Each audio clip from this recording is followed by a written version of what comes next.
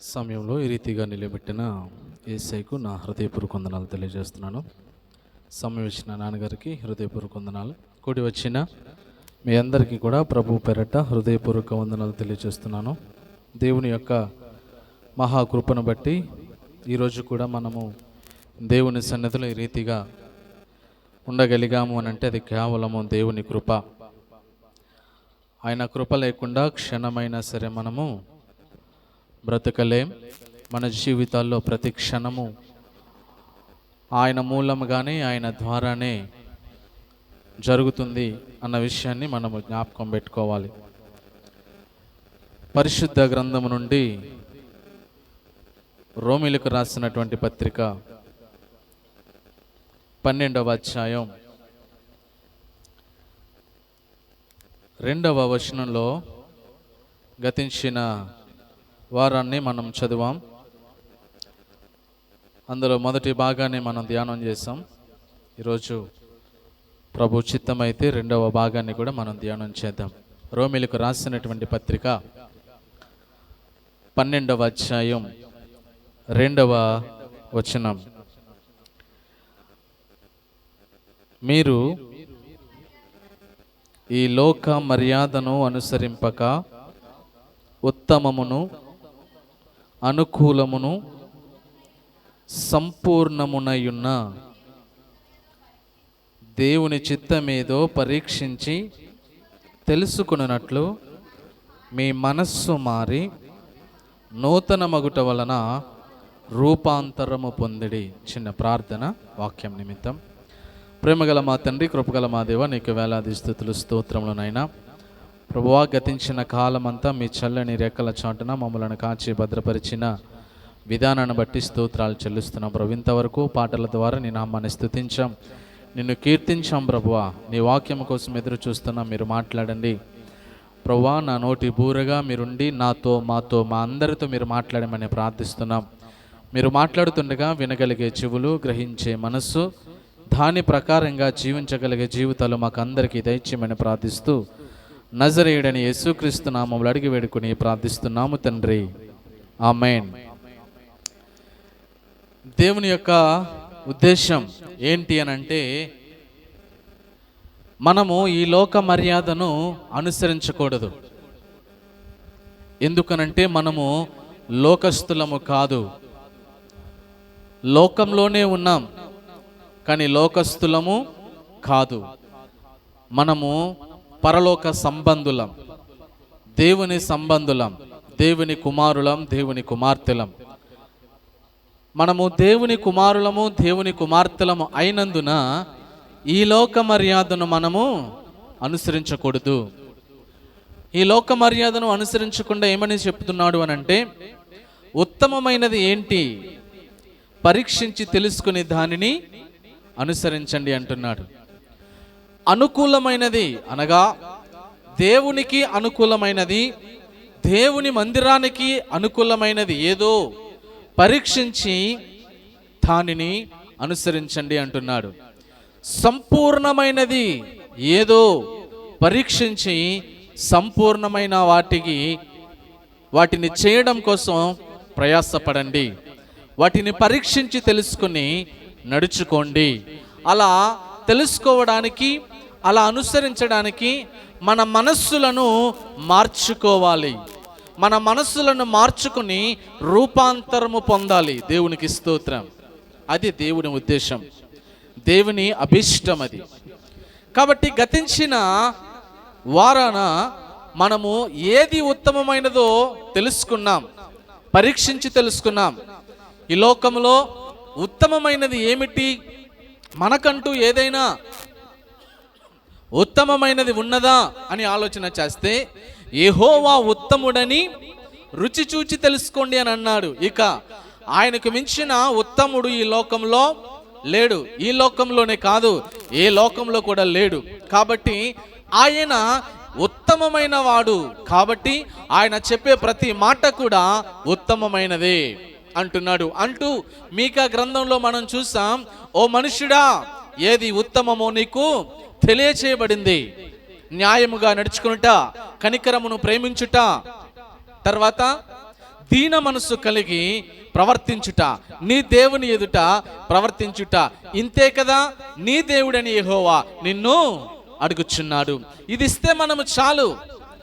ఉత్తమముగా జీవించడం అనంటే అన్యాయముగా నడుచుకోవటం కాదు, న్యాయముగా నడుచుకోవటం, న్యాయాన్ని అనుసరించటం, న్యాయబద్ధంగా జీవించటం, కనికరమును ప్రేమించటం, నిన్ను వలె నీ పొరుగు వారిని మనిషిని మనిషిగా ప్రేమించటం, దీన మనసు కలిగి ఉండటం, ప్రతి విషయంలో కూడా దీనులమై దేన మనస్సు కలిగి క్రీస్తు యేసుకు కలిగిన ఈ మనస్సు మనము కూడా కలిగి ఉండటం, ఇవే ఉత్తమమైనది అని అంటాం. ఇంకా చాలా ఉన్నాయి, కానీ అంత మట్టుకు చాలు.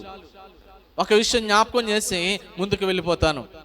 మార్తా మరియా ఇంటికి వెళ్ళినప్పుడు యేసు ప్రభు, మార్తమ్మ గారేమో పనులన్నీ పెట్టుకుని ఆమె బిజీగా ఉంటే, మరియమ్మ గారు మాత్రం యేసయ్య పాదాల దగ్గరుండి దేవుని నోట నుండి వచ్చి మాటలు వింటూ ఉంటే యేసు ప్రభుతో మార్తా అంది, అయ్యా నేను ఇంత పని చేస్తున్నాను, నీకు చింత లేదా అని అన్నప్పుడు, మరియమ్మేమో నీ దగ్గర కూర్చుని నీ మాటలు వింటుంది, నాకు సహాయానికి పంపించచ్చు కదా అని అంటే, మార్తా నీవు అనేకమైన పనుపాట్లను పెట్టుకుని కంగారు పడుచున్నావు, తొందరపడుచున్నావు, కానీ అవసరమైనది ఒక్కటే. మరియా ఎలాంటి దానిని ఎంచుకున్నదట? దేవునికి స్తోత్రం. ఇలా చెప్పుకుంటూ పోతే పరిశుద్ధ గ్రంథంలో ఉత్తమమైనవి చాలా ఉన్నాయి. మరియా ఉత్తమమైన దానిని ఎన్నుకున్నది. ఏంటి మరియమ్మ గారు అక్కడ ఎంచుకున్నది అని అంటే, ఆయన యొద్ద కూర్చుని ఆయన మాటలు వినటం. దేవునికి స్తోత్రం. ఆయన మాటలు వినటం అనగా వాక్యము వినటం, యేసు ప్రభు చెప్పిన ప్రతి మాటలు వినటం ఉత్తమమైన పనిగా యేసు ప్రభువే స్వయంగా తన నోటితో చెప్పాడు. ఈ రోజున దేవుని మాటలు వినటానికి చెవి గలవారు ఉన్నారా? లేరు. చాలా మంది కూడా వినుట మట్టుకు వింటున్నారు, కానీ గ్రహింపరు అన్న స్థితిలో ఉన్నారు. చాలా మంది దేవుని మాటలు చెబుతున్నారు కాబట్టి వింటున్నారు, కానీ వాటిని తమ జీవితాలలో అన్వయించుకుని వాటి ప్రకారంగా జీవిద్దాం అనుకునేవారు చాలా తక్కువ.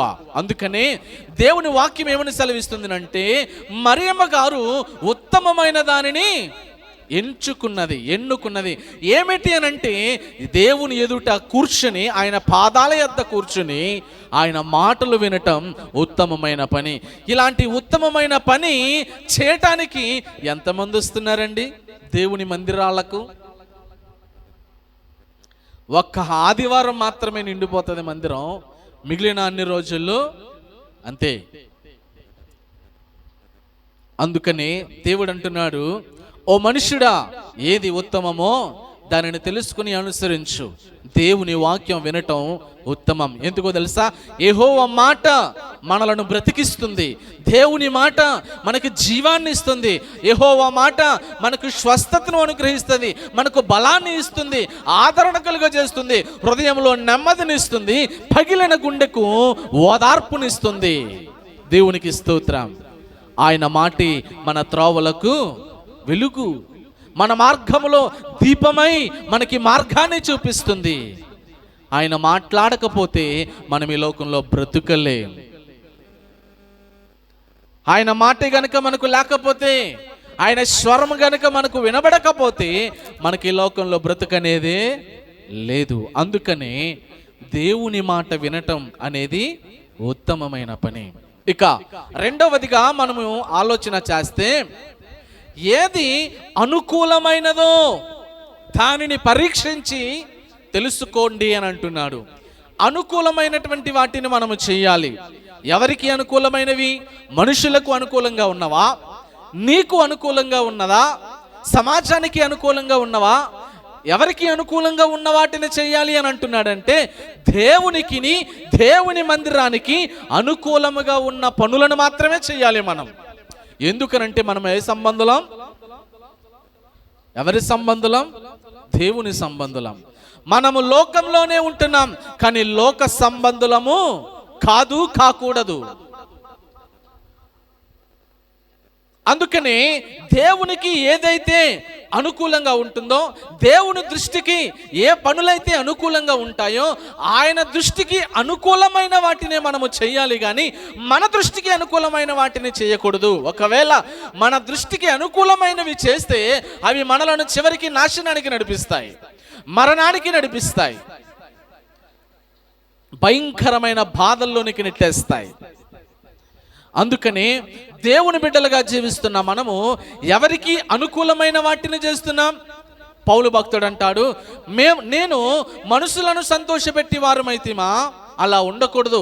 మేము మనుషులను సంతోషపెట్టే వారము కాము, నేను దేవుణ్ణి సంతోషపెట్టేవాడిని, దేవుని మాటను అనుసరిస్తూ ఆయన్ని సంతోషపెట్టే వారిగా నేను ఉండాలి అని అంటూ ఏమంటాడనంటే, మనము అన్ని విషయములలో దేవుణ్ణి ఏం చేయాలట?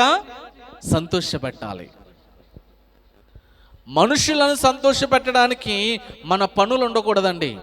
మనుషులు ఎదుట పొగిడించుకోవడానికి, మనుషుల దగ్గర గొప్పవారిగా కనిపించడం కోసం మనుషులకు అనుకూలమైన వాటిని లేకపోతే మనకు అనుకూలమైన వాటిని మనం చేయటం కాదు. దేవుని బిడ్డలుగా, దేవుని పిల్లలుగా, క్రీస్తుని ఎరిగిన వారముగా, క్రీస్తు యొక్క మార్గములో నడుస్తున్న వారముగా, దేవుని యొక్క వాక్యపు అడుగు జాడలలో ప్రవర్తిస్తున్నటువంటి వారిగా మనము కనబడాలి అనంటే మనకు, మన దృష్టికి అనుకూలమైన వాటిని కాదు కానీ దేవునికి, దేవుని దృష్టికి, దేవుని యొక్క ఆలయానికి అనుకూలమైన వాటినే చేయాలి. అందుకనే అంటున్నాడు, ఏమని అంటున్నాడు అని అంటే, ఏవి ఉత్తమమైనవో, ఏవి అనుకూలమైనవో వాటిని పరీక్షించి తెలుసుకుని వాటిని అనుసరించడానికి మీ మనస్సు మారాలి అని అంటున్నాడు. చెప్పండి, ఏం మారాలంటున్నాడు? మనస్సు మారాలంటున్నాడు. అండ్ ఈ రోజున మనస్సు మారుతుందంటారా? మనస్సులు మారట్లేదండి. ఏం మారుతున్నాయి? సంఘాలు మారుతున్నాయి. మారాల్సిందేంటి? చెప్పాలి అందరూ. మారాల్సిందేంటి? మనస్సు. కానీ ఏం మారుతున్నారు? చెప్పరేటి? సంఘాలు మారుతున్నారు. నాకు ఒక్కొక్కసారి ఆలోచన వస్తుంది, ఈ సంఘాలు మారేవారి గురించి. వీళ్ళు గనక మరణించి పరలోకంలో తీర్పులో నిలబడితే వారి గురించి తీర్పు ఇలా జరుగుద్దేమో అని అనిపిస్తూ ఉంటుంది నాకు. చాలాసార్లు ఆలోచించుకున్నా ఇలా. ఎవరో ఎందుకు, నన్నే ఒక ఉదాహరణగా తీసుకుందాం. తీయండి. దేవుని సింహాసనం ఎదుట నిలబడ్డాను తీర్పులో. దూతలారా రత్నాజీ చిట్టా విప్పండి అని అంటే విప్పేశారు. ఎక్కడ బాప్తిస్వం పొందుకున్నాడు? పాస్టర్ వి జేసుదాస్ గారి సంఘంలోనండి. ఆయన ఒకప్పుడు వాక్యం చెప్పినప్పుడు 2009వ సంవత్సరం సెప్టెంబర్ 6వ తారీఖున ధర్మవరం గ్రామంలో ఉన్న చెరువులో బాప్తిస్వం తీసుకున్నాడండి. మనసు మార్చుకుని బాప్తిస్వం తీసుకున్నాడండి అని అన్నాను. ఓకే. ఆ తర్వాత 2 సంవత్సరాలకి ఎలా ఉంది పరిస్థితి అని అంటే, ఆ బిడ్డ పాస్టర్ వి జేసుదాస్ గారి సంఘంలో బాప్తిస్వం తీసుకున్న ఈ రత్నాజీ పరిస్థితి ఎలా ఉంది? ఆ తర్వాత మనసు ఏమైనా మారిందా అనంటే, మనసు మారలేదు ప్రభువా, కానీ ఒకటి మారింది ప్రభువా అన్నాడు. ఏం మారింది అన్నాడు. సంఘం మారాడు ప్రభువా అన్నాడు. అదేంటి? సరిగ్గా చూడు, మనం ఏం చెప్పాం సువార్తల్లో? మనస్సు మార్చుకోవాలని చెప్పాం కదా. సంఘం మారడం ఏంటి రత్నాజీ అని అడుగుతారు. లేదు ప్రభువా, నేను సరిగానే చూశాను. బాప్తిస్వం తీసుకున్న నాటి నుండి కొంతకాలం వరకు మనసేమీ మారలేదు, కానీ కొంతకాలానికి సంఘం మారినట్టుగా కనబడుతున్నాడు అన్నాడు. అవునా? ఏ సంఘంలోకి వెళ్ళాడు అన్నాడు. అదే ఊరిలో బెరాకా అనే ప్రార్థన మందిరం ఉంది ప్రభువా, ఆ సంఘంలోకి వెళ్ళాడు అని అన్నాడు. అవునా? పోన్లే, అక్కడ బాలేదేమో, అక్కడికి వెళ్ళాడు. సరే, బెరాకా ప్రార్థనా మందిరానికి వెళ్ళాడు కదా, సంఘం మారి. అక్కడ ఏం మారింది మనోడి జీవితంలో అని అడుగుతాడు. అలాగే ప్రభువా చూస్తున్నాను అని అంటాడు. అక్కడికి వెళ్ళినా సరే ఏం మారలేదు? చెప్పాలి, ఏం మారలేదు? మనస్సు మారలేదు. కొంతకాలానికి చూస్తే ఒక మార్పు కనబడుతుంది. అదేంటంటే ఇంకో సంఘం మారాడట. ప్రభువా, ఎక్కడ కూడా పెద్దగా మనసు మారినట్లు కనబడట్లేదు, కానీ ఇంకొక మార్పు కనబడుతుంది అన్నాడు ఒక దూత. అవునా? ఏం మార్పు నాయన అన్నాడు. ఇక్కడ కూడా ఈ సంఘం మారి వేరే సంఘంలోనికి వెళ్ళాడు ప్రభువా అన్నాడు. అవునా? అదేంటి? మనము మనసు మార్చుకోమని కొన్ని వేల సంవత్సరాల నుండి సువార్త చెప్తున్నాం కదా. వీడేంటి మనసు మార్చుకోవడం మానేసి ఏం చేస్తున్నాడు? సంఘాలు మారుతున్నాడు ఏంటి అని ఆలోచన చేశాడు. సర్లే, ఆ తర్వాత తన జీవితం ఎలా ఉంది అని అంటే, ఆ సంఘంలోనైనా బాగుందనంటే కొంతకాలం వరకు మరలా చిట్టా చూస్తే అక్కడ కూడా అక్కడ నుంచి ఇంకొక సంఘంకి మారినట్లుగా కనబడుతుంది. ఇలా రత్నాజీ యొక్క చిట్ట అంతా చూస్తుంటే బాప్తిస్వం పొందిన నాటి నుండి ఏం మారుతున్నాడు చెప్పాలి మీరు? ఏం మారుతున్నాడు? సంఘాలు మారుతున్నాడు, కానీ ఏం మార్చుకోవట్లేదు. అసలు ఏం మార్చుకోవాలి? మనస్సు మార్చుకోవాలి. నీవు గనక మనస్సు మార్చుకుంటే సంఘాలు మార్చుకోవాల్సిన అవసరం లేదు. అసలు ఇక్కడ స్థిరంగా లేనటువంటి వాడు ఇంకొక సంఘములోనికి మారిన తర్వాత, అక్కడ కూడా స్థిరంగా లేనటువంటి వాడు ఇంకొక సంఘములోనికి వెళ్ళిన తర్వాత, అక్కడ కూడా స్థిరంగా లేనటువంటి వాడు ఇంకెక్కడికి వెళ్ళినా స్థిరమైన మనస్సు ఉండదు. నీవు మారాల్సింది సంఘాలు కాదు.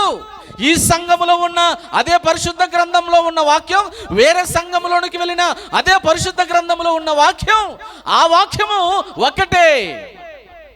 కానీ నీవు మార్చుకోవాల్సింది ఏంటి అంటే నీ మనస్సు. ఇంతకీ ఎందుకు మారిపోయాడు అని అంటే, ఈ సంఘంలో పాట ఇవ్వలేదు. మరి అక్కడెందుకు మారిపోయాడనంటే, అక్కడ ఉన్న వాళ్ళు ఈవిడి కంటే బాగా పాడేస్తున్నారు. మరి ఇంకొక సంఘంలోనికి ఎందుకు వెళ్ళిపోయాడంటే, వాక్యం చెప్పడానికి టైం ఇవ్వట్లేదు. అంటే సంఘాలు మారిపోవడానికి కారణాలు చూడండి. ఎలాంటి వాళ్ళు ఉన్నారు నేను చూశాను, అందుకని మీ ఎదురు చెప్తున్నాను. మన మనస్సు, దేవుడు ఏం చెప్పాడు? మీ మనస్సులో మారి నూతన పరచటం వలన రూపాంతరము. యేసు ప్రభు యొక్క వేదన, ఆవేదన, ఆలోచన ఏమిటి అని అంటే, మన మనస్సులు మారాలి, అంతేగాని సంఘాలు మారటం కాదు. ప్రియమైన దేవుని పిల్లరా, ఏమనుకోకండి. ఈరోజు జరుగుతుంది కదా సభ, నేను ఆ టైటిల్ చూశాను. ఆ టైటిల్ ఏమని పెట్టారు అని అంటే, సంఘం క్షేమాభివృద్ధి కొరకు సంఘములో సజీవమైన రాళ్ళు. సంఘం క్షేమాభివృద్ధి కొరకు సంఘములో సజీవమైన రాళ్ళు. వీళ్ళండి సజీవమైన రాళ్ళు. ఈ రాళ్ళు ఇక్కడ బాగలేదనుకోండి, ఇంకో దాంట్లోకి వెళ్ళిపోతారు. ఈ సజీవమైన రాళ్ళు ఈ సంఘంలో నచ్చలేదనుకోండి, ఇంకో సంఘంలోనికి వెళ్ళిపోతారు. అక్కడ కూడా నచ్చలేదనుకోండి, ఇంకో సంఘంలోనికి వెళ్ళిపోతారు. అక్కడ కూడా నచ్చలేదనుకోండి, చివరికి వీడు సంఘం పెట్టేస్తాడు. వీళ్ళ అండి సంఘము క్షేమాభివృద్ధి కొరకు టైటిల్ పెట్టి, సంఘము క్షేమాభివృద్ధి కొరకు సంఘములో సజీవమైన రాళ్ళు. ఎవరికి చెప్దామని ఈ మాటలు? సంఘం యొక్క క్షేమాన్ని గురించి ఆలోచన చేసిన వాడివైతే, నీవు ఏ సంఘములోనికైతే మొట్టమొదటిసారిగా అడుగు పెట్టావో చచ్చేంత వరకు కూడా అలా ఆలోచన చేసిన వాడే సంఘం యొక్క క్షేమాన్ని గురించి ఆలోచన చేసిన వాడు. కానీ ఇక్కడ నచ్చలేదని, ఇక్కడ నీకు నచ్చిన వారు చెప్పట్లేదని, ఇక నీకు నచ్చిన వారు నేను పిలవట్లేదని, వారిని ఆహ్వానించట్లేదని వెళ్ళిపోయి మరొక సంఘాన్ని పెట్టి అక్కడ సంఘము క్షేమాభివృద్ధి కోసం చెబుతున్నావు అనంటే సిగ్గుపడాల్సినటువంటి పని కాదా? ఎవరెలా పోతే మనకెందుకులే అని మీరు అనుకోండి, మాకు అవసరం అది. అసలు ఆ టైటిల్ పెట్టిన వారు సంఘం దగ్గరే ఆగిపోతారు. నేను కనుక మాట్లాడితే ఇంకా క్షేమాభివృద్ధి అన్న తర్వాత వస్తుంది. ఆ సంఘం దగ్గరే ఆపేత్తనాలని. దేవుడు చెప్పింది ఏంటి అంటే, అసలు సంఘము స్థాపించడం అని అంటే కూడా అర్థం తెలియని మూర్ఖమైనటువంటి భక్తిలోనికి వెళ్ళిపోయారు ఈ రోజున. అక్కడ నాకు నచ్చలేదు, నా ఇష్టంతో కలుపుకుని దేవుని చిత్తాన్ని ముడేసేసి, ప్రభువే చెప్పాడు నాకు ఇలాగు మందిరాన్ని ప్రారంభించమని. ప్రభు చెప్పేశాడా? ప్రభు చెప్పేశాడమ్మా? మీకు సమయం వస్తుందిలే అండి, అప్పుడు మాట్లాడుకుందాం వాళ్ళతోటి. ఎందుకు ఇవన్నీ చెప్తున్నానంటే, మనస్సులో మార్చుకోండి కానీ సంఘాలను మార్చుకోవటం కాదు దేవుని ఉద్దేశం. మీ మనస్సు మారితే ఆ సంఘములోనే నీకు రావాల్సిన ప్రతి మేలును దేవుడు దయచేయగలిగిన సమర్థుడు. ఆమేన్. నీవు మనస్సు మార్చుకుని దేవునికి అనుకూలంగా జీవిస్తే ఎలాగమ్మా? మనస్సులను మార్చుకుని దేవునికి ఎలా జీవించాలి? అనుకూలమైనటువంటి వారిగా జీవిస్తే నీకు అడ్డొచ్చేవాడు ఎవడున్నాడు? నీకు విరోధముగా రూపింపబడిన ఏ ఆయుధము కూడా ఎప్పుడు నీ మనస్సు మార్చుకుని నీవు దేవునికి, దేవుని మందిరమునకు అనుకూలముగా ఉన్నప్పుడు ఉంటుంది. నిజంగా నాకు తెలిసి ఇదే తీర్పు ఉంటుంది సంఘాలు మారే వాళ్ళందరికీ. మామూలుగా ఉండదు. వీళ్ళు అనుకుంటున్నారు, ప్రభువా నీ నామమున మేము ఎంతో కష్టపడి మందిరాలను కట్టాం కదా ప్రభువా, నీ నామమున మేము ఎంతో కష్టపడి ప్రయాసపడి ఆత్మలను రక్షించాం కదా ప్రభు. నాయన మీరెవరు నాకు తెలియదు, మీరెవరు నాకు తెలియదు అనబోతున్నాడు రేపొద్దున్న. ఆ మాటలు విని నీవు తట్టుకోగలవా? ఆ మాటలు విని భయంకరమైన నరకాగ్నిలోనికి వెళ్ళి దానిని భరించగలవా? ఈ రాత్రి దేవుడు మనందరితో చెబుతున్న మాట, మారాల్సింది సంఘములు కాదు, మారాల్సింది మానవునిలో ఉన్న మనస్సులు. మన మనస్సులు మారాలి. ఎలా మార్చుకోవాలి అంటే, మనము మనకిష్టమైన వాటిని చేయటం కాదు, కానీ దేవునికి, దేవుని మందిరానికి అనుకూలమైన వాటిని చేయాలి. ఏమిటి దేవునికి అనుకూలమైనవి అని ఆలోచన చేస్తే, హెబ్రీలకు రాసినటువంటి పత్రిక అపోస్తలుడైన పౌలు హెబ్రీ సంఘానికి రాస్తూ ఇలా మాట్లాడుతున్నాడు. హెబ్రీలకు రాసినటువంటి పత్రిక 13వ అధ్యాయం 21వ వచనాన్ని మనము చదువుదాం. హెబ్రీలకు రాసినటువంటి పత్రిక 13వ అధ్యాయం 21వ వచనం, 20, 21 చదువుదాం. గొర్రెల గొప్ప కాపరి అయిన యేసు అను మన ప్రభువును నిత్యమైన నిబంధన సంబంధమగు రక్తమును బట్టి మృతులలో నుండి లేపిన సమాధానకర్తయగు దేవుడు యేసుక్రీస్తు ద్వారా తన దృష్టికి అనుకూలమైన దానిని మనలో జరిగించుచు ప్రతి మంచి విషయములోను తన చిత్త ప్రకారము చేయుటకు మనలను సిద్ధపరచునుగాక. యేసుక్రీస్తుకు యుగ యుగములకు మహిమ కలుగునుగాక. ఆమేన్. ఇదండి గొర్రెల మంచి కాపరి అయిన చెప్పరండి యేసు. ఆయన కాపరి అయితే మనందరము కూడా గొర్రెలం. కాపరి ఆయన ఎలాంటి వాడు అనంటే మంచి కాపరి. ఎలాంటి కాపరట ఆయన? మంచి కాపరి. ఎంత మంచి కాపరి అనంటే, మంచి కాపరి తన గొర్రెల నిమిత్తం ఏమిస్తాడట? ప్రాణం ఇచ్చేస్తాడు. ప్రాణం ఇవ్వడానికైనా సిద్ధపడిపోయాడు దావీదు. గొర్రెలను కాస్తున్నప్పుడు, గొర్రెల మందలో గొర్రె పిల్లను ఎత్తుకుని పోవడానికి సింహము వచ్చినప్పుడు, సింహము వచ్చి గొర్రెల మందలో దాడి చేసి మందలో ఉన్న గొర్రె పిల్లను ఎత్తుకుని పోతుంటే ప్రాణాలకు తెగించి పరిగెత్తుకుని పోయి సింహం యొక్క 2 దవళ్లను పట్టుకుని చీల్చి దాని నోటి నుండి గొర్రె పిల్లను ఏం చేశాడు? చెప్పరేటి? రక్షించాడు. కాబట్టి దావీదు ఎలాంటి కాపరి? మంచి కాపరి. గొర్రెలకు మంచి కాపరి. మరొకసారి ఎలుగుబంట్లు వచ్చాయి. ఎలుగుబంట్లను కూడా చావగొట్టి పడేసినటువంటి కాపరి దావీదు. మంచి కాపరి. మన యేసయ్య సర్వ మానవాళికి మంచి కాపరి. సర్వ మానవాళి గొర్రెలు అయితే ఈ రోజున ఒకడు గొర్రెలు అని హేళన చేస్తున్నాడు క్రైస్తవులను. రాధా మనోహర్ దాస్ అని ఒక హైందవ సహోదరుడు క్రైస్తవులందరినీ ఒరే గొర్రెలారా, ఒరే గొర్రె పిల్లలారా, మీరందరూ పాపులురా అని భయంకరమైనటువంటి విపరీతమైనటువంటి మనము మాట్లాడకూడనటువంటి భాషలతో మాట్లాడి అపహాస్యము అవహేళన చేస్తున్నాడు. నిజమే, మనము గొర్రెలమే. చెప్పండి, మనం ఎవరం? గొర్రెలమే. మనము గొర్రెలమని మన దేవుడే చెప్పాడు, ఇక మనకెందుకు భయం? ఈ గొర్రెలకు కాపరి ఎవరో తెలుసా? ప్రభువైన యేసు. ఆయన ఎలాంటి వాడో తెలుసా?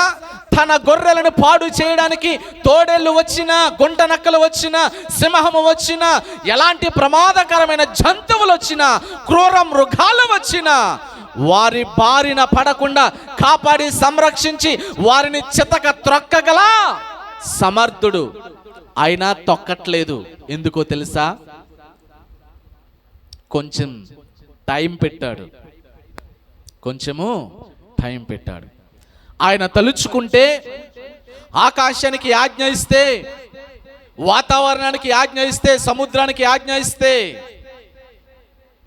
భయంకరమైనటువంటి క్షణములో రెప్పపాటున పొట్టు గాలికి ఎగిరినట్లు ఎగిరిపోతారు వాళ్ళు.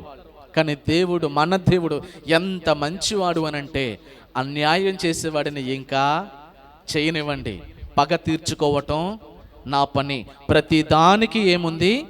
సమయం ఉంది.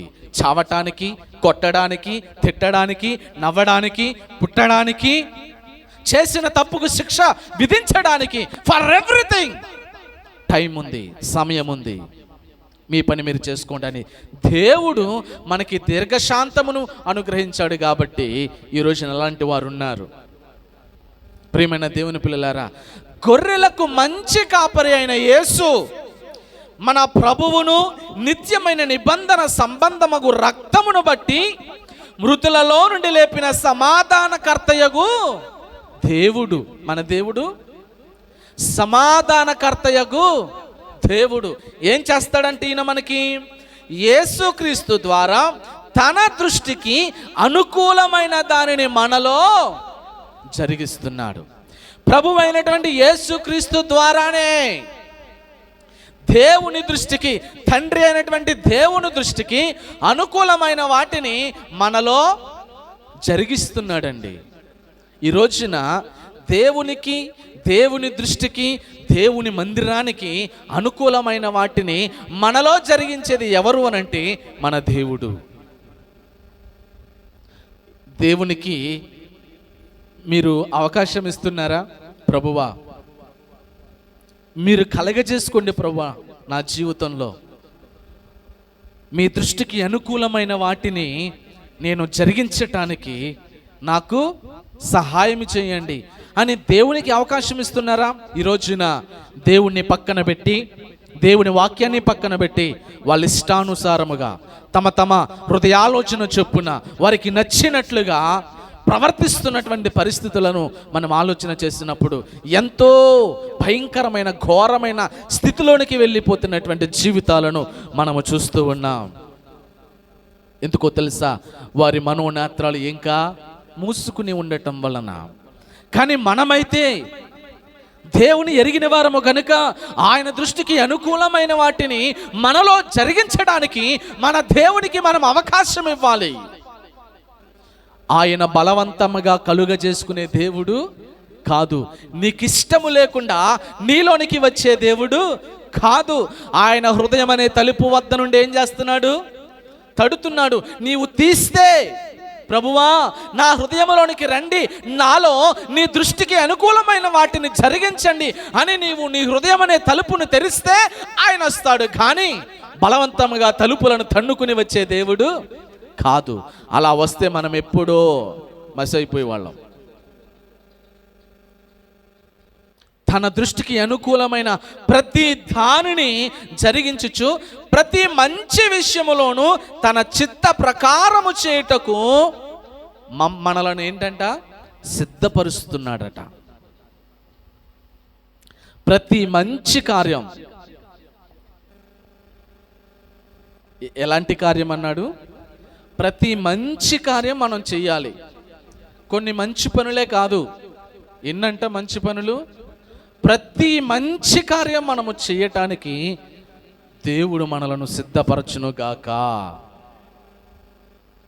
ఇది ఆయన దృష్టికి అనుకూలమైనది. ఏంటి? ప్రతి మంచి కార్యము మనము చేయటం, ప్రతి మంచి పని, ఇది మంచిది అని అనబడిన ప్రతి పని కూడా మనము చేయటం అనేది ఎవరికి అనుకూలం? దేవుని దృష్టికి అనుకూలం, దేవుని మందిరానికి అనుకూలం. ఇలా దేవుని దృష్టికి, దేవుని మందిరానికి అనుకూలమైన దానిని మనము చేయడానికి మనం ఏం మార్చుకోవాలి? సంఘాల ఏం మార్చుకోవాలి? మనస్సు మార్చుకోవాలి. మన మనస్సు మార్చుకుంటే మనం ఎక్కడికి వెళ్ళక్కరలా. నీవున్న స్థలములోనే దేవుడే మాట్లాడతాడు. నమ్మిన వారు స్తోత్రం చెప్తాం. పేతురు రాసినటువంటి మొదటి పత్రిక, పేతురు రాసిన మొదటి పత్రిక 2వ అధ్యాయం 5వ వచనంలో ఇలా రాస్తున్నాడు. పేతురు రాసిన మొదటి పత్రిక 2వ అధ్యాయం 5వ వచనం, యేసుక్రీస్తు ద్వారా దేవునికి అనుకూలములగు ఆత్మ సంబంధమైన బలులను అర్పించుటకు పరిశుద్ధ యాజకులుగా ఉండునట్లు మీరును సజీవమైన రాళ్ల వలె నుండి ఆత్మ సంబంధమైన మందిరముగా, ఇక్కడ వచ్చింది వాళ్ళ అంశం. ఏం చేయడానికంటే ఇక్కడ యేసుక్రీస్తు ద్వారా దేవునికి ఎలాంటి పని? అనుకూలమైన, దేవునికి అనుకూలమైన ఆత్మ సంబంధమైన బలులు. అంటే దేవునికి అనుకూలముగా లేని ఆత్మ సంబంధమైన బలులు ఉన్నాయా అంటే ఉన్నాయి. అవి దేవునికి అనుకూలము కాదు, కానీ వీళ్ళు అనుకుంటారు ఇది దేవునికి అనుకూలమే అని అనుకుంటారు. మేము చేసే పని దేవునికి అనుకూలంగానే ఉందని వాళ్ళు అనుకుంటారు, కానీ నిజానికి దేవుని దృష్టికి అది ఎంత మాత్రము కూడా అనుకూలము కాదు కాదు కాదు. ఇలాంటి వారు ఎంతో మంది ఈ రోజున భ్రమలో ఉన్నారు. ప్రియమైన దేవుని పిల్లలారా, నేను మీకు అందరికీ తెలియజేసేది ఏమిటంటే మనము భ్రమలో ఉండకూడదు. దేవునికి అనుకూలమైన ఆత్మ సంబంధములకు బలులను అర్పించుటకు పరిశుద్ధ యాజకులుగా ఉండునట్లు మీరును సజీవమైన రాళ్ల వల్లే ఉండి ఆత్మ సంబంధమైన మందిరముగా ఏం చేయబడుతున్నారు. ప్రియమైన దేవుని పిల్లలారా, మనమందరము కూడా ఎలాంటి మందిరాలుగా కట్టబడాలి చెప్పాలి. ఎలాంటి మందిరాలుగా కట్టబడాలి? ఆత్మ సంబంధమైన మందిరాలు. నేను అందుకే అన్నాను, దేవుని దృష్టికి అనుకూలంగా, దేవుని మందిరాలకు అనుకూలంగా ఏవైతే ఉన్నాయో వాటినే చేయాలి. నీ దేహము నీ దేవుని వలన మీకు అనుగ్రహించబడి మీలో దేవుడు నివసించడానికి గృహముగా కట్టబడ్డారు, దేవుని మందిరముగా కట్టబడ్డారు, దేవుని ఆలయముగా నిర్మించబడ్డా మనమందరము కూడా. ఈ దేహాన్ని మందిరాలతో పోల్చాడు, ఈ దేహాన్ని గృహంతో పోల్చాడు. అందుకని సజీవమైన రాళ్ళు అంటే ఎవరు? ఇప్పుడు ఈ 4 గోడల మందిరాన్ని ఏ రాళ్లతో కట్టాం? నిర్జీవమైన రాళ్లతో కట్టాం. చెప్పండి, ఏ రాళ్ళు అవి? నిర్జీవమైన రాళ్లతో కట్టాం. నిర్జీవమైన రాళ్ళు అంటే ఆ రాళ్లకు ఏముండదు? జీవం ఉండదు. ఆ రాయిని తీసుకుని మనం ఎక్కడ పెడితే అక్కడే ఉంటుంది. ఆ రాయిని ఏ చోట పెడితే ఆ చోటలోనే ఉంటుంది. అది ఆ స్థలము నుండి మరెక్కడికి కూడా కదలదు. ఏమిటి కారణం అనంటే అది రాయే, నిర్జీవమైన రాయి. ఈ రాళ్లలో 2వ రకము రాయి ఏంటంటే సజీవమైన రాయి. దేవునికి స్తోత్రం. ఈ సజీవమైన రాళ్ళు ఎక్కడ తయారవుతాయి అనంటే స్త్రీ గర్భంలో తయారవుతాయి. దేవునికి స్తోత్రం. ఈ సజీవమైన రాయి ఎక్కడ తయారు చేయబడుతుంది అంటే స్త్రీ యొక్క గర్భములో తయారు చేయబడతాయి. స్త్రీ గర్భము ద్వారా జన్మించినటువంటి ప్రతి మనిషి కూడా సజీవమైన రాళ్ళు. ఇంకా మరి ముఖ్యంగా చెప్పాలి అంటే దేవుని మందిరంలో, దేవుని సంఘంలో చేర్చబడిన ప్రతి విశ్వాసి కూడా సజీవమైన రాయి. దేవునికి స్తోత్రం. మనమందరము కూడా సజీవమైన రాళ్ళం. మనమందరము కూడా ఈ సజీవమైన రాళ్ళుగా ఉంటూ ఏ మందిరాన్ని కట్టాలంట? ఆత్మ సంబంధమైన మందిరాలను కట్టాలి. కానీ అవసరాల కోసం కట్టే మందిరాలుగా ఉండకూడదు. ఈ రోజున కట్టబడిన ప్రతి మందిరము కూడా, చాలా మందిరాలు కూడా అవసరాల కోసం కట్టుకుంటున్నారు. వాళ్ళ అవసరం వారున్న మందిరంలో తీరట్లేదు కాబట్టి ఇంకో మందిరాన్ని కట్టుకుంటున్నారు. దేవుని వాక్యం ఏమని సెలవిస్తుందనంటే, మనము సజీవమైన రాళ్ళమైతే ఎలాంటి మందిరాలుగా కట్టబడాలి అని అంటున్నాడు అనంటే, ఆత్మ సంబంధమైన మందిరాలుగా కట్టబడాలంటున్నారు. కానీ ఈరోజు ఈనాటి పరిస్థితులలో, ఈనాటి దినాలలో సంఘాలు, మందిరాలు ఎలా కట్టబడుతున్నాయనంటే, అవసరాల కోసం కట్టబడుతున్నటువంటి మందిరాలు. అవసరాల కోసం కట్టబడిన మందిరాలు దేవునికి సంబంధించిన మందిరాలు కావు. ఆత్మ సంబంధమైన మందిరాలుగా కట్టబడిన మందిరాలే పరలోక సంబంధమైనటువంటి మందిరాలు. దేవునికి స్తోత్రం. ఈ రోజున ఎలా నిర్మించుకుంటున్నాం మన మందిరాలు? ఎంత ప్రయాస దేవుని మందిరం కట్టడం అనంటే, దేవుని సంఘము, నశించిపోతున్న ఆత్మలను రక్షించటం అనంటే ఎంత ప్రయాసతో కూడినటువంటి పని. మొన్న ఒక ఆయన చెప్తున్నారు కదా, మొన్న నాన్నగారు తీసుకొచ్చారు కదా, ఆయన పాపం జాలర్లందరూ నదిలోనికి వెళ్ళి ప్రయాసపడి గాలం వేసి చేపలు పట్టి బుట్టలో వేసుకుని అలా గట్టు మీద పెట్టుకుంటే, వెనకాలండి ఒకడు ఈ గాలం ఎందులో వేస్తున్నాడంట, బుట్టలో వేస్తున్నాడనంట.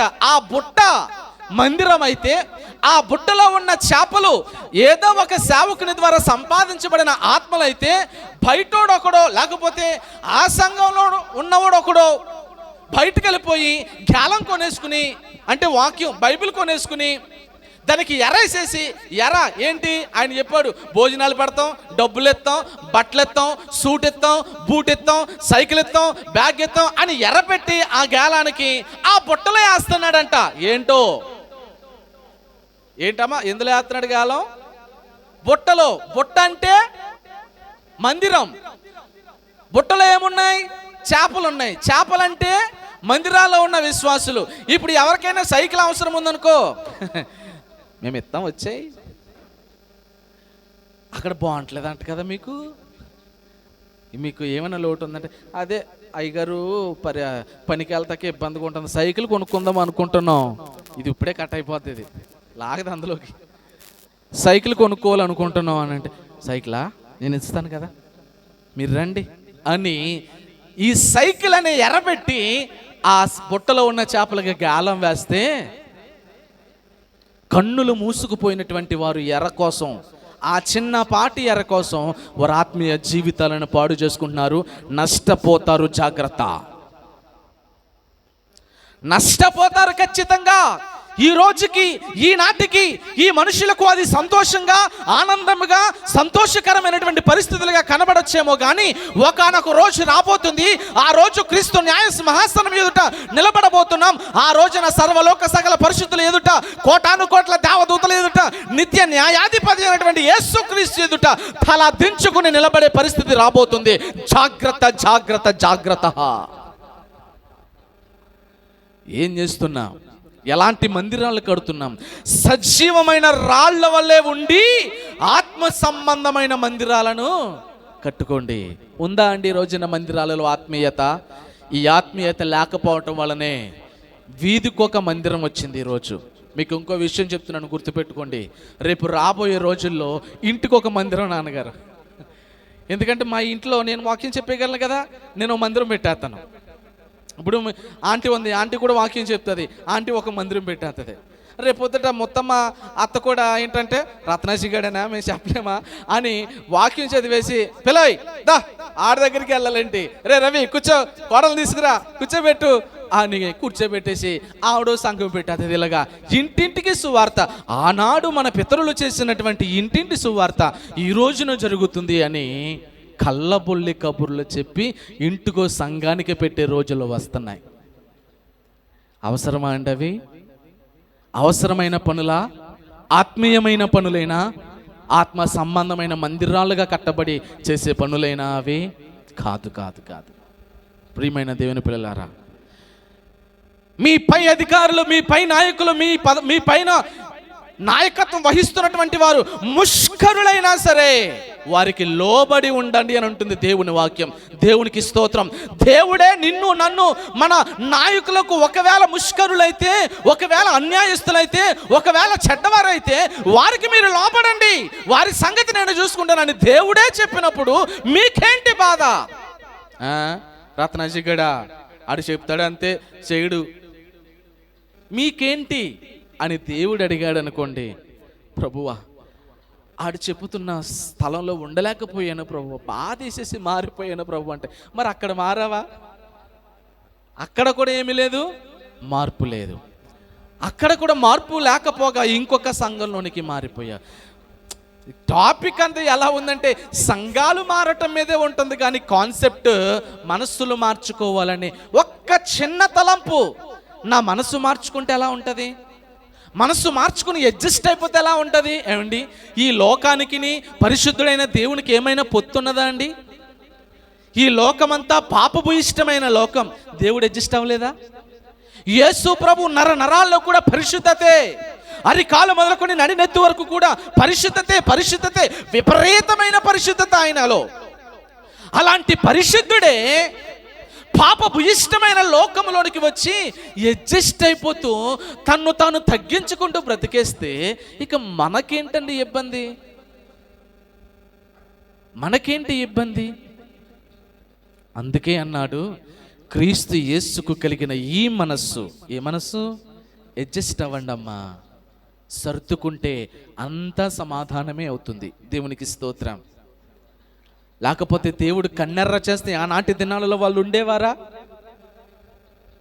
ప్రియమైన దేవుని పిల్లలారా, నేను చెప్పాలనుకున్నది ఏంటంటే, మనము ఏ రాళ్ళం చెప్పండి? ఏ రాళ్ళం? సజీవమైన రాళ్ళం. ఈ సజీవమైన రాళ్ళకు ఉండే లక్షణాలు ఏంటో తెలుసా? ఈ రాళ్ళు ఎవరన్నా మాట్లాడితే వినగలవు, ఈ రాళ్ళు ఏదైనా చేయమంటే చేయగలవు, ఈ రాళ్ళు ఎక్కడికైనా వెళ్ళాలనుకుంటే వెళ్ళగలవు, ఈ రాళ్ళు ఏ పని అయినా చెయ్యాలి అని అనుకుంటే చెయ్యగలవు. కానీ నిర్జీవమైన రాళ్ళు అలా చెయ్యలేవు. మనలను నిర్జీవమైన రాళ్ళు అన్నాడా, సజీవమైన రాళ్ళు అన్నాడా? ప్రియమైన దేవుని పిల్లలారా, మనము సజీవమైన రాళ్ళమైతే మన మనస్సులను మార్చుకోవాలి. మన మనస్సును మార్చుకుని ఆత్మ సంబంధమైన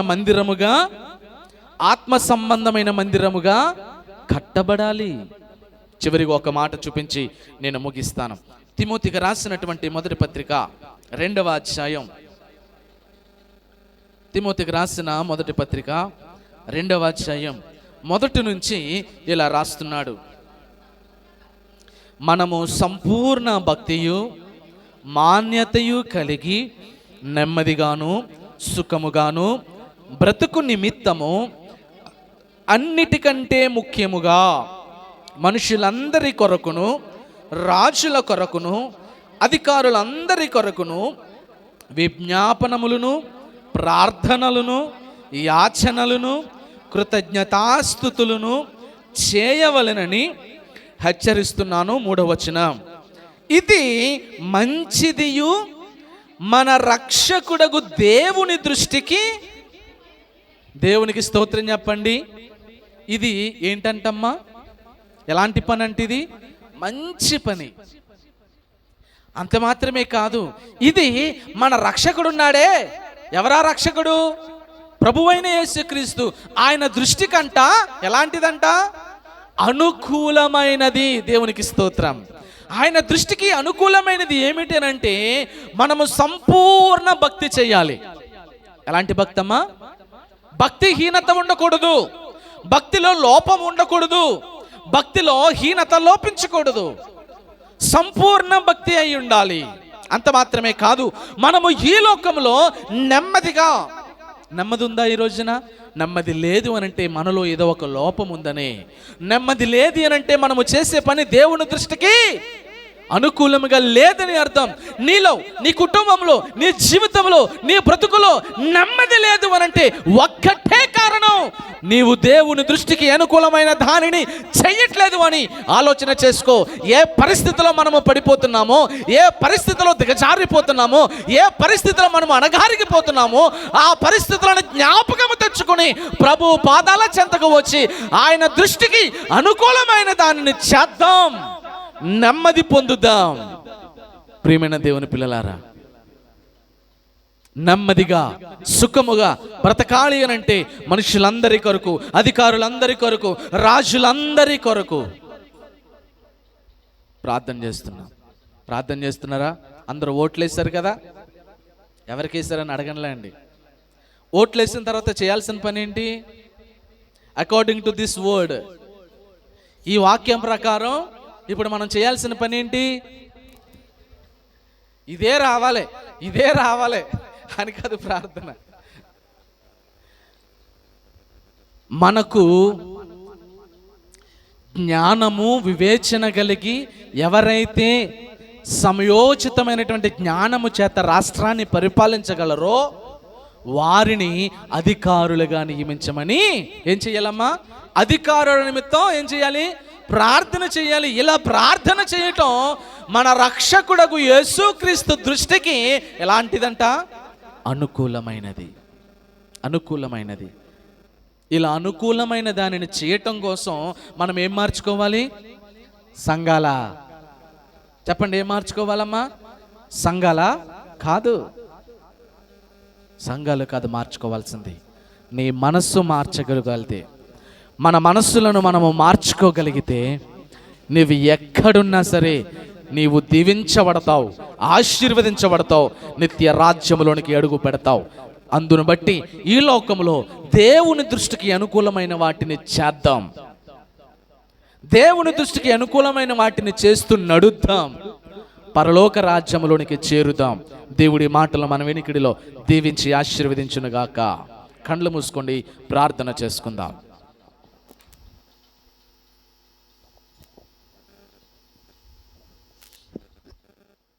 మహాఘనుడా, మహోన్నతుడా, పరిశుద్ధుడా, దయగల మా తండ్రి,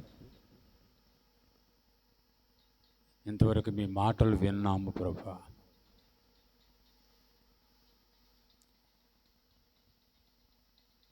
ఈ దినాల్లో జరుగుతున్నది మనస్సు మారడం